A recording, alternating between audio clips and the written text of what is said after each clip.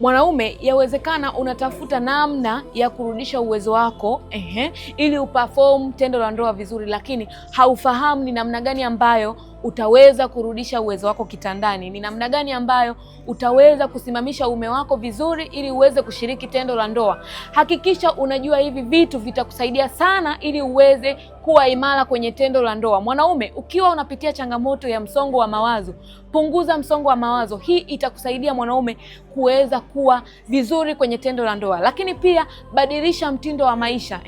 Kula vyakula ambavyo vinastahili kwako wewe mwanaume. Kula vyakula ambavyo ni afya yako wewe mwanaume. Punguza vyakula vya mafuta, lakini pia punguza vyakula ambavyo vina sukari nyingi, kwa sababu hivi vyakula vina cholesterol ndani. Ndio maana unakuta mwanaume hawezi kuperform tendo la ndoa.